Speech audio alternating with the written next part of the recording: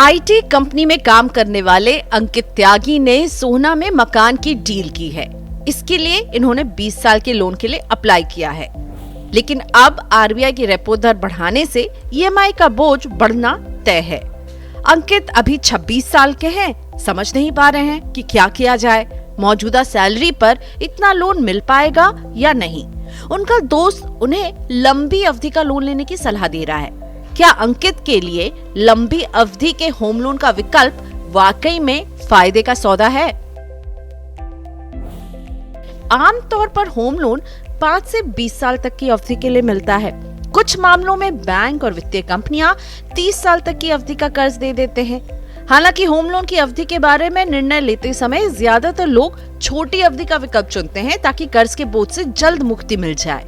Home loan की ब्याज दरों के मौजूदा परिदृश्य को देखते हुए लंबी अवधि का विकल्प ज्यादा उपयोगी है। आइए देखते हैं इस कदम से अंकित को कहां और कितना फायदा मिलेगा। लोन की रकम में वृद्धि। होम लोन कितना मिलेगा ये व्यक्ति की ईएमआई चुकाने की क्षमता पर निर्भर करता है। इसके लिए मासिक आय के आधार पर बचत की गणना की जाती है। इसी आधार पर ईएमआई भी तय होता है। अगर आप छोटी अवधि के लिए लोन लेते हैं तो जाहिर है इसकी ईएमआई बड़ी होगी। इस प्रकार आपको कम राशि का होम लोन मिल पाएगा।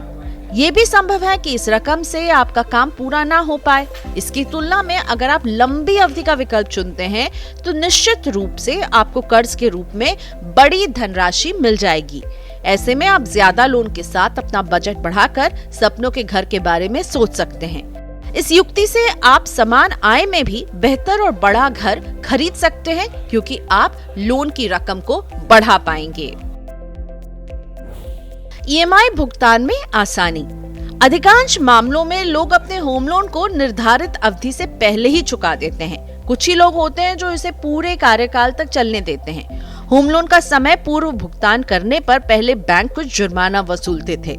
हालांकि आरबीआई ने फ्लोटिंग श्रेणी के कर्ज में समय पूर्व भुगतान करने पर जुर्माना वसूलने पर रोक लगा दी है। फिलहाल लगभग सभी वित्तीय संस्थान फ्लोटिंग रेट पर होम लोन की पेशकश कर रहे हैं। बहुत ही कम संख्या में संस्थान फिक्स्ड रेट पर कर्ज मुहैया करा रहे हैं। इस श्रेणी का कर्ज पूरी अवधि के लिए निश्चित रहता है।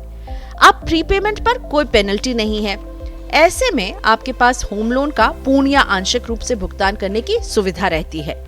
अगर आप घर बेचना चाहते हैं या समय पूर्व भुगतान करके कर्ज मुक्त होना चाहते हैं तो इसकी पूरी आजादी रहेगी।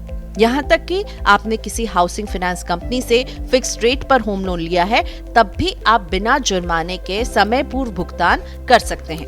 इसकी शर्त ये है कि ये भुगतान आपको अपने पास से ही करना होगा, यानी किसी वित्तीय संस्थान से कर्ज के जरिए भुगतान करने पर जुर्माने में छूट नहीं मिलेगी। फिक्स रेट के कर्ज में भी हर साल कुछ फीसद आंशिक रूप से भुगतान करने की अनुमति रहती है। टैक्स की ज्यादा बचत। टैक्स और इन्वेस्टमेंट एक्सपर्ट बलवंत जैन कहते हैं कि आयकर अधिनियम की धारा 24B के तहत होम लोन के ब्याज भुगतान पर कर कटौती का लाभ मिलता है। ये लाभ उठाने की हर संभव कोशिश करनी चाहिए। अभी होम लोन पर सालाना 2 लाख रुपए के ब्याज के भुगतान पर कर कटौती के लाभ का प्रावधान है। अगर आप छोटी अवधि का होम लोन लेते हैं तो इसकी ईएमआई भी बड़ी होगी। इस स्थिति में सालाना ब्याज भुगतान की राशि 2 लाख रुपए से ज्यादा है तो तय समय सीमा से ऊपर की रकम पर आयकर में छूट का लाभ नहीं मिलेगा। लंबी अवधि के कर्ज में ये फायदा ज्यादा समय तक आप उठा पाएंगे। इसके अलावा ईएमआई के भुगतान में शामिल 1.5 लाख रुपए तक के मूलधन की रकम पर धारा 80C के तहत कर कटौती का लाभ मिलता है। छोटी अवधि के कर्ज में ईएमआई का ये हिस्सा निर्धारित सीमा से ज्यादा बड़ा होता है। ऐसे में आप टैक्स सेविंग के लाभ से वंचित रह सकते हैं। अगर आप लंबी अवधि के होम लोन का विकल्प चुनते हैं तो ईएमआई में मूलधन के रीपेमेंट का हिस्सा कम होगा। इस रकम पर लंबी अवधि तक टैक्स सेविंग का लाभ ले सकते हैं।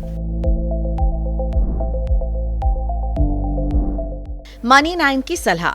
अगर आप घर खरीदने की सोच रहे हैं तो अपने लक्ष्य पर कायम रहें। होम लोन महंगा होने के डर से योजना को टालने में कोई समझदारी नहीं है। ब्याज दरों में उतार चढ़ाव का एक चक्र होता है। अगर आप बड़ी राशि की ईएमआई चुकाने में सक्षम नहीं हैं, तो लंबी अवधि के लोन का विकल्प चुनें। इस पहल से आपके घर का सपना तो पूरा हो ही जाएगा, साथ ही कई और भी फायदे हो जाएंगे।